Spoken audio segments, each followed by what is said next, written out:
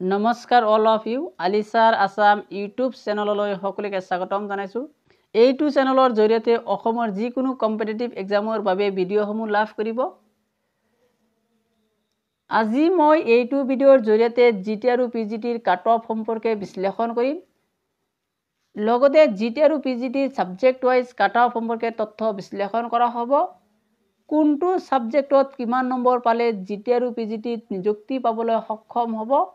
এইটো ভিডিঅ' চোৱাৰ পিছত আপোনালোকে সেই কথাখিনি নিজে উপলব্ধি কৰিব পাৰিব যে আজিৰ ভিডিঅ'টোৰ জৰিয়তে মই জিটি আৰু পিজিটিৰ টেন্টেটিভ কাট অফ সম্পৰ্কে বিশ্লেষণ কৰিম। লগতে জিটি আৰু পিজিটিৰ সাবজেক্ট ওয়াইজ কাট অফ কিমান যাব পাৰে সেই বিষয়ে তথ্য এনালাইসিস কৰিম। এইটো ভিডিঅ' চোৱাৰ পিছত আপোনালোকে সেই কথাখিনি নিজে উপলব্ধি কৰিব পাৰিব আৰু আপোনালোকে নিশ্চয় বুজিব পাৰিব যে কম নম্বৰ পালেও এইবাৰ জিটি আৰু পিজিটিত নিযুক্তি পাবলৈ সক্ষম হ'ম। সেইটো কেনেকৈ সম্ভৱ যে কম নম্বৰ পালেও এইবাৰ জিটি আৰু পিজিটিত নিযুক্তি পাবলৈ সক্ষম হ'ম সেই বিষয়ে মই কেইটামান পইণ্ট বিশ্লেষণ কৰিম। আমি নিশ্চয় সকলোৱে উপলব্ধি কৰিব পাৰিছোঁ যে এইবাৰ জিটি আৰু পিজিটিৰ কুৱেশ্যন পেপাৰ ইমান সহজ নাছিল, যাৰ ফলস্বৰূপে আপোনালোকৰ নম্বৰ কম হোৱাটো স্বাভাৱিক। যে এইবাৰ যেহেতু জিটি আৰু পিজিটিৰ কুৱেশ্যন পেপাৰটো অলপ টাফ আছিল, সেইকাৰণে কেণ্ডিডেটসমূহৰ নম্বৰ কম হোৱাটো স্বাভাৱিক। লগতে নম্বৰ কম হোৱাৰ আন এক প্ৰধান কাৰণ হ'ল এইবাৰ জিটি আৰু পিজিটি টেটকাম ৰিক্ৰুটমেণ্ট টেষ্টত নেগেটিভ মাৰ্কিঙৰ ব্যৱস্থা কৰিছে, যিটোৱে কেণ্ডিডেটসমূহৰ জিটি আৰু পিজিটিত নম্বৰ কম হোৱাৰ মুখ্য ভূমিকা পালন কৰিছে। যে এই নেগেটিভ মাৰ্কিঙৰ ব্যৱস্থাৰে কেণ্ডিডেটসমূহৰ মাজত নম্বৰ কম হোৱাৰ আন এক অন্যতম কাৰণ হিচাপে বিবেচিত হৈছে। এইবাৰ জিটি আৰু পিজিটিৰ এক্সামত মেথছৰ পেপাৰখন ইমান টাফ আছিল, যিটো কেণ্ডিডেটসমূহৰ নম্বৰ কম হোৱাৰ আন এক অন্যতম কাৰণ। জিটি আৰু পিজিটিত যিখন ইংলিছৰ পেপাৰ আছিল, এই পেপাৰখন অলপ টাফ আছিল।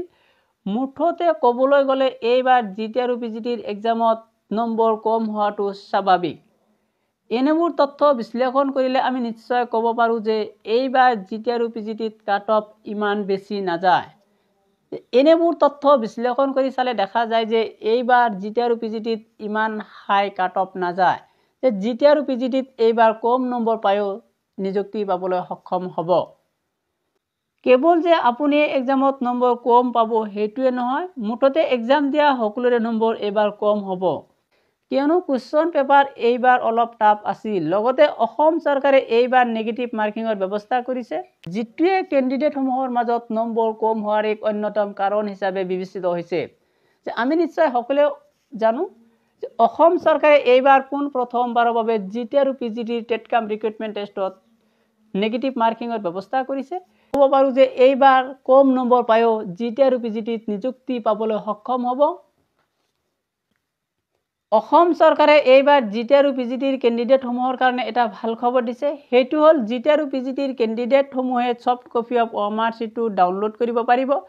শিক্ষা বিভাগে জিটি আৰু পিজিটিৰ কেণ্ডিডেটসমূহৰ কাৰণে ছফ্ট কপি অফ OMR শ্বীটটো 3 ফেব্ৰুৱাৰীৰ পৰা মুকলি কৰি দিব আৰু সেইটো 20 ফেব্ৰুৱাৰীলৈ উপলব্ধ থাকিব। ইয়াৰ বাবে 50 টকাকৈ ফিজ পে'মেণ্ট কৰিব লাগিব। লগতে শিক্ষা বিভাগে অফিচিয়েল এনচাৰ কিটো 4 ফেব্ৰুৱাৰীৰ পৰা প্ৰকাশ কৰিব আৰু সেইটো 20 ফেব্ৰুৱাৰীলৈকে উপলব্ধ থাকিব। যে শিক্ষা বিভাগে অফিচিয়েল এনচাৰ কিটো জিটি আৰু পিজিটিৰ কেণ্ডিডেটসমূহৰ কাৰণে 4 ফেব্ৰুৱাৰীৰ পৰা প্ৰকাশ কৰিব আৰু সেইটো 20 ফেব্ৰুৱাৰীলৈকে উপলব্ধ থাকিব। শিক্ষা বিভাগে প্ৰকাশ কৰা অফিচিয়েল এনচাৰ কিট কিবা ভুল থাকিলে সেইটো আপোনালোকে নিশ্চয় চেলেঞ্জ কৰিব পাৰিব আৰু চেলেঞ্জ কৰা প্ৰতিটো কুৱেশ্যনৰ এগেইনষ্টত 500 টকাকৈ পে'মেণ্ট কৰিব লাগিব। আপোনালোকক শিক্ষা বিভাগে যিটো অফিচিয়েল এনচাৰ কি প্ৰদান কৰিব, সেই অফিচিয়েল এনচাৰ কি যদি কিবা কুৱেশ্যন ভুল বুলি অনুভৱ কৰিছে, আপোনালোকে নিশ্চয় সেই ভুল কুৱেশ্যনটো লৈ চেলেঞ্জ কৰিব পাৰিব আৰু সেই চেলেঞ্জ কৰা প্ৰতিটো কুৱেশ্যনৰ এগেইনষ্টত 500 টকাকেইটা পে'মেণ্ট কৰিব লাগিব। এই বিষয়ে যদি আপোনালোকে সবিশেষ জানিব বিচাৰিছে, তেন্তে মোৰ এইটো চেনেলত ভিডিঅ' আপলোড কৰা হৈছে, আপোনালোকে সেই ভিডিঅ'টো চাই ল'ব, তেন্তে আপোনালোকৰ কনফিউজ ক্লিয়াৰ হৈ যাব। এতিয়া মই জিটি আৰু পিজিটিৰ কাৰণে টেন্টেটিভ কাট অফ মাৰ্কছ লৈ আহিছোঁ, ছাবজেক্ট ৱাইজ কাট অফ মাৰ্কছ লৈ আহিছোঁ। আপোনালোকে সেইখিনি ধৈৰ্য সহকাৰে চাই থাকক। ভিডিঅ'টো ভাল পালে অনুগ্ৰহ কৰি মোৰ চেনেলটো ছাবস্ক্ৰাইব কৰিব।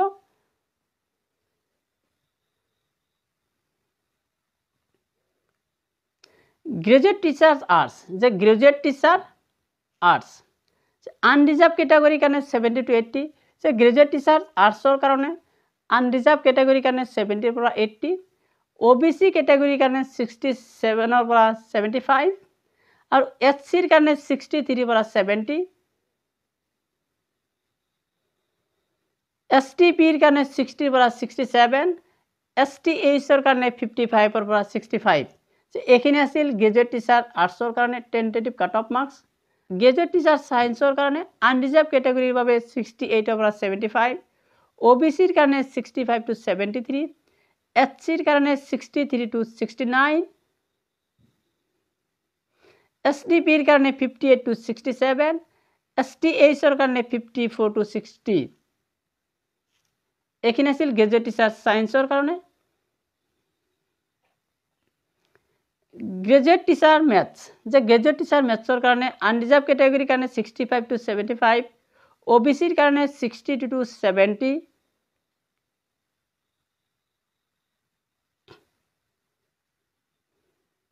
SCৰ কাৰণে 60 to 69 STPৰ কাৰণে 58 to 68 STHৰ কাৰণে 55 to 67 এইখিনি আছিল graduate teacher maths graduate teacher Hindi unreserved কেটেগৰীৰ কাৰণে 60 to 70 OBCৰ কাৰণে 58 to 68 SCৰ কাৰণে 56 to 65 STPৰ কাৰণে 55 to 65 STHৰ কাৰণে 54 to 64 এইখিনি আছিল গ্ৰেজুৱেট টিচাৰ হিন্দীৰ কাৰণে এতিয়া হ'ল গ্ৰেজুৱেট টিচাৰ সংস্কৃত যে গ্ৰেজুৱেট টিচাৰ সংস্কৃত আনৰিজাৰ্ভ কেটেগৰীৰ কাৰণে 60 to 70 OBCৰ কাৰণে 58 to 68 SCৰ কাৰণে 56 to 65 STPৰ কাৰণে 55 to 65 STHৰ কাৰণে 54 to 64 এইখিনি আছিল গ্ৰেজুৱেট টিচাৰ সংস্কৃত PGTৰ কাৰণে কাট অফটো অলপ হাই হ'ব কিন্তু GTৰ কাৰণে এইবাৰ কাট অফটো হাই নহয় এইখিনি কথা আপোনালোকে নিশ্চয় বুজিব পাৰিছে যে PGTৰ কাৰণে কাট অফটো অলপ এবাৰ হাই হ'ব কিন্তু GTৰ কাৰণে এবাৰ কাট অফ হাই নহয় আপোনালোকে এটি নিশ্চিত থাকক যে GTৰ কাৰণে আপোনালোকে কম নম্বৰ পালে এবাৰ GTত আপোনালোকে এপইন্টমেন্ট পাবলৈ সক্ষম হ'ব কিন্তু PGTৰ কাৰণে অলপ হাই হ'ব PGT আনৰিজাৰ্ভ কেটেগৰীৰ কাৰণে 80 to 90 OBCৰ কাৰণে 78 to 85 SCৰ কাৰণে 74 to 80 STPৰ কাৰণে 70 to 76 STHৰ কাৰণে 67 to 74 এইখিনি আছিল আমাৰ PGTৰ কাৰণে টেন্টেটিভ কাট অফ মাৰ্কছ PGTৰ কাৰণে বিভিন্ন সাবজেক্টত বিভিন্ন ধৰণৰ কাট অফ যাব আপোনালোকে নিশ্চয় সেইখিনি কথাও জানে যে PGTত বিভিন্ন সাবজেক্টত বিভিন্ন ধৰণৰ কাট অফ যোৱাৰ সম্ভাৱনা আছে আপোনালোকে এটা কথাত নিশ্চিত থাকক PGTত হিন্দী সংস্কৃত আসামিজ আৰু হিষ্ট্ৰী এইখিনিত হাই কাট অফ নাযায় কিন্তু PGTৰ কিছুমান সাবজেক্টত কাট অফ বহুত হাই যাব আৰু কিছুমান সাবজেক্টত কিন্তু কাট অফ হিমান হাই নাযায় থ্যাংক ইউ এভৰিওয়ান আৰু ভিডিওটো ভাল পালে অনুগ্ৰহ কৰি মোৰ চেনেলটো সাবস্ক্ৰাইব কৰিব